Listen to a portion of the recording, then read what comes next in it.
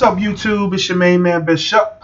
I am back. I'm trying to get this a little bit less fiery, I guess, because I have a light right here. It's going to be a little bright. So, it's your main man, Bishop. I appreciate y'all for coming to the channel, looking at the video. And I wanted to check in, man. I know it's been a while since I had a chance to do a video. I actually got married on Saturday. So, since Saturday, man, Friday night, Saturday, Sunday, we were dealing with family and friends and everybody who blessed us with their presence and their gifts and their love and their comments. From my heart, from my wife's heart, we thank you so much, man. And honestly, it's not about everything that you give financially, physically, but your words go a long way. So I really want to say sincerely from my heart, seriously, thank you. Our day would not have been our day without you guys. And excuse me, I'm fighting a cold. And we appreciate you so much, man. God, please pray for us as we continue to pray for you guys. And hopefully we'll be able to do something similar to it is in the future, man. It was massive. It was great. It was excellent. It was perfection at its best, even though it wasn't perfect. It was perfect enough for me because you were there, and I appreciate you. So, on to the reason of the video, YouTube. As I was supposed to say in a bunch of other videos, but because the circumstances of the wedding and all the other stuff I could not get done, I'm going to fast forward a little bit. So the fast forward is, your boy has made his decision. So right now, I am actually at orientation in Columbus, Ohio for night transportation refrigerated. That's right, I'm going reefer, guys. Man, why did I choose night? So I chose night for several reasons. One, I chose night because, one, I didn't want an extremely long training program. Not because I feel like I don't need it or it's unnecessary, but I feel like there's a way of having enough time to train without it being too long. And I think that everyone should be able to move at their own pace. So, for instance, there may be someone who only needs 3 weeks of training. I may need 5 weeks. The next person may need 6. I don't think that I should be required to stay in training for 6 months. If realistically, I only need 6 weeks. You know, it's unrealistic, and it's a little. It can get a little bit too much. They expand it, and it's like the sponge effect.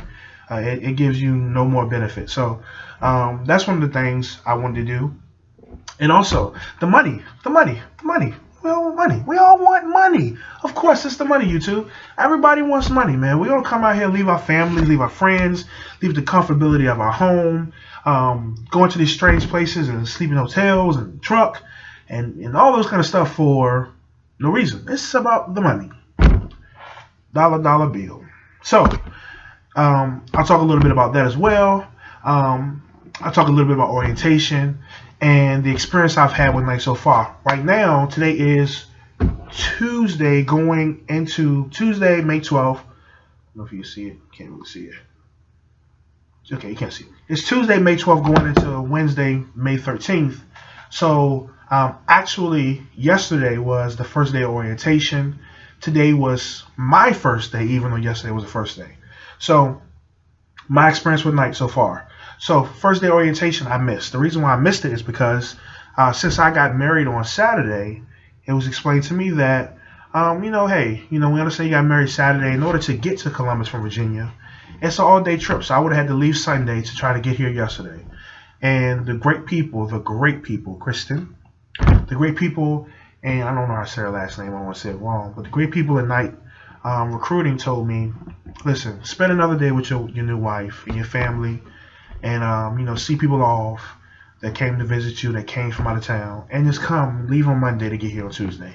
So that's why I'm a day late. It was beautiful. Oh my gosh, I appreciate night so much for that, because that's something they didn't have to do. They could have easily told me, hey, we have orientation starting every week. Just wait till next week. You can do everything you want to do then within that time period. But they still gave me an opportunity because I did want to be here this week. They gave me an opportunity of another means of getting it done. So I appreciate night for that. So today what I did, I came into class, I did my urine and hair follicle test, drug test and all that kind of good stuff. Filled out some paperwork about payroll, if I want to get paid daily or weekly, and then I went and got my physical done. Now they gave an extremely thorough physical that I just didn't have the first time, even though my physical card is only like 3 weeks old. Gave me a brand new physical done by a chiropractor here in Columbus, Ohio. How do I feel about that? It was way too much. And now I have to do a sleep apnea test to make sure I don't have it because my neck is fat. Not because I'm unhealthy, because I do not have diabetes. I do not have high blood pressure. I'm not in the warning levels of either one, even though I am a massive guy. I do not have any any flexibility issues, nothing. The doctor told me, hey, you had a perfect physical, your neck is just wide. And so, man, the federal government has to do better. If the only qualification for me to have to do this sleep apnea test and come out of my pocket and pay for a machine to rent is because my neck is thick, is ridiculous. So I'm a little upset about that. More than a little. It's unnecessary, and I'm a little teed off about that. Be that as it may, what can I do about it? It still has to get done, and complaining never helps anything in this world. So, and I'll do the test when the time comes. Once again, excuse me. So, I did that. Went back to the classroom, chilled out, and that was it, man. Here at night, they put me in the Super 8 Motel on Federer Streets in Columbus. I'm not really sure that's the name of the street, but it is Federer, Feder Street. And it's nice. I mean, it's decent. I have my own room. Just like a queen size bed behind me. Kitchen, refrigerator, microwave, bathroom, seating area, flat screen TV. It's dope. That's all I need. I'm only supposed to be here for 3 or 4 days anyway. So it's everything I need. It's not a roach motel. I haven't seen any dust mites, any what's the name of those things that get inside your sheets? Any bed bugs. Haven't seen anything like that. Haven't started randomly itching yet, so that's a good thing. I did catch a cold as soon as I got here, but that's not Nike's fault, of course. So that's that. And so that's been my experience so far. Another thing I saw while I was there, in Ohio, the dispatchers are in the room right next to the training room. So I can hear everything that's going on. I have 2 doors that, you can hear everything that's going on. Maintenance department's underneath. And so, I'm listening to what's going on. I see drivers coming in and out. Drivers coming in and out to talk to the dispatchers. The dispatchers don't seem bothered. There's no receptionist. There's no area you got to wait in before someone can see you. It's kind of like, hey, you're here. Mike, they were calling my name. Mike and Samantha. Calling people by name. Beautiful. Beautiful, beautiful, beautiful. Now, I am unbiased. I've never worked for another company before. I can't tell you how it was in my last company because guess what? Haven't had one. But what I can say is what I've seen here, and it's made me more and more hungry to come work for Night because I've seen the way they've taken care of drivers, at least on the personability aspect of saying, hey, man, you are the company because without drivers, the Night is not a transportation company without drivers. So I feel like from what I've seen, they've taken care of us. Sorry, I got some on the computer. They've taken care of the drivers, which is beautiful. So I wanted to put that out there. Tomorrow is my day 2, but day 3, I'm not really sure what we're doing. It's probably, some simple stuff like Qualcomm and logs and all that kind of stuff. Really don't have a real schedule yet because I'm just kind of winging it because I just got here. But by the way, my trip on the Greyhound. So I start off in Richmond, Virginia. My bus was supposed to leave from Richmond, Virginia at 8:40. From Richmond, Virginia, I was supposed to be going to D.C. to make 2 stops or 3 stops in Maryland, pick up and drop off passengers. Going to Pittsburgh and another train station in Pennsylvania, and then coming from Pittsburgh to Columbus, Ohio. So I get to the bus station, the Greyhound station at 8 o'clock in Richmond. 8 o'clock flat, I'm there, get my ticket information, everything's fine. Night has set up everything. I didn't have any issues getting my ticket information. Only problem is the bus doesn't show up.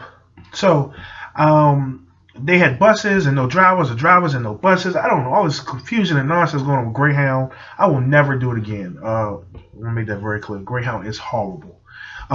So all the confusion. Bus gets there at 10:30. We leave at 10:30. We make our stops, Maryland, DC, all that kind of stuff.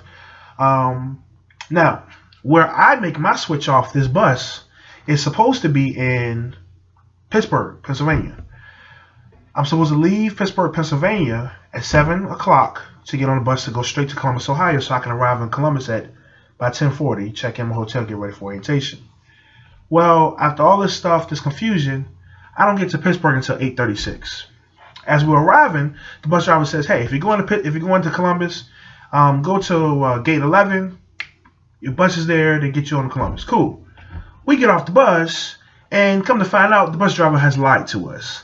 Not that he didn't tell us the whole truth, he has blatantly lied, and there is no bus, and the next bus doesn't come till 2 o'clock in the morning.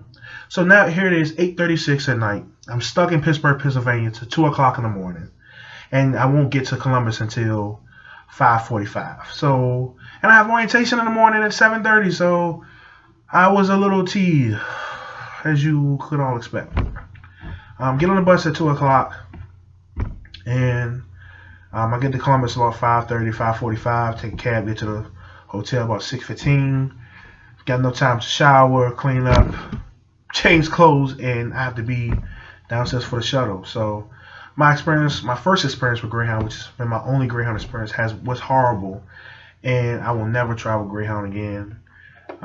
It was the worst experience of my life. They were so unprofessional, and then so rude in so many terminals. All rude, just rude people. I faced rude people in Richmond. I had rude people in Pittsburgh. I mean, it was just rude, It was horrible. And even with the bus driver lying, why lie? I guess he didn't want to take the heat for him being late in the first place, which made us late in the end. So it was horrible. So that was my experience. But like I said, YouTube, I'm here at night here in Columbus, Ohio. Tomorrow I'll do another video, let you guys know how it went for me, what we did today, all that kind of stuff. And like I said, thank you. Like, comment, subscribe, and I will see you guys on the flip side. So God bless. Peace out, YouTube. Y'all be safe. I'm gone.